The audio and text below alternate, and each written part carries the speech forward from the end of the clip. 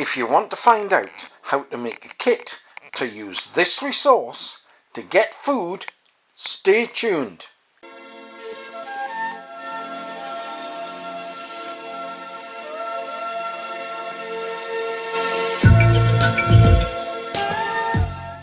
There's an awful lot of discussion about the 5 C's of survival. The container for cooking, the cordage for tying, the cutting tool, the combustion device, and finally how you're going to cover yourself from the elements.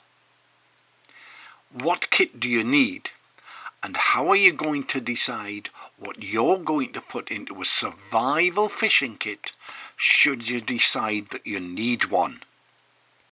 Do you really need a fishing kit? In my environment, exposure is a greater danger than starvation. And at best, fishing is a hit and miss affair. You can't guarantee that you will get fish. Recently, special offers at one of the food discounters gave me the opportunity to buy enough kit cheaply to be able to make all the mistakes before producing a tailor-made, effective kit that really suited my needs for survival fishing in the field. Just like making the fire kits, all the gear was collected, sorted and distributed, leaving the surplus to act as a training cache. To distribute the hooks more evenly, the staple was taken out of each packet, some of the packs were swapped over, and they were restapled back. So each packet still contained 10 hooks, but there were a mixture of 6 hooks and 4 hooks. This distribution was reflected by the numbering on the outside of the packet. 2 packets fitted in each of the circular tins. However, the oblong tin was not deep enough, so this would be left for later to sort out. Later, I collected 2 hooks from each of the 4 sizes and put them together in one folder.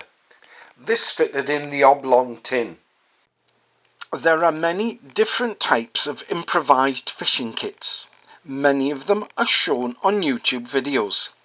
My initial idea was to use the reel itself for holding ancillary items such as hooks and sinkers, and also to have sufficient line to be used in the long term. Line is a consumable item. Some tape was added to the reel for securing the line when sections of it had been used. Having sorted the reels and the lines, I turned my attention to a cheap packet of fish hooks. There were 20 of them, so I decided to split them into 4 sections. To stop them rattling around, I collected 5 at a time and held them together with a safety pin. Having threaded the hooks onto the safety pin, I decided to make them more secure and safer by taping them together with a small piece of address label. This was easy to take off, stopped them rattling around and stopped them puncturing things like my fingers. They fitted into the spaces of the reels. The line needs to be weighted down at some point. Initially, the split shot was collected and stored in cling film, but this proved to be impractical. So I tried using masking tape. This too was not very good. Eventually I hit upon the idea of using electrician's tape that had been lined to make envelopes. With the pull tabs at either end and some adhesive parts, this proved ideal. It was easy to get the split shot in and out of the envelope, and the envelope fitted into the reel itself. Now that every kit had an assortment of hooks, lines and sinkers, it was time to deal with the ancillary pieces.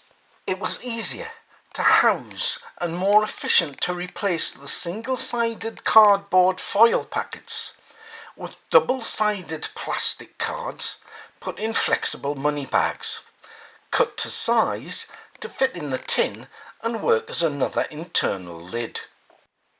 After much trial and error, it was found the easiest way to keep the hooks with 3 barbs inside the reel was to put them in and secure them with a 3/4 part of a makeup pad. Lastly, nail clippers were put in for cutting and trimming the line.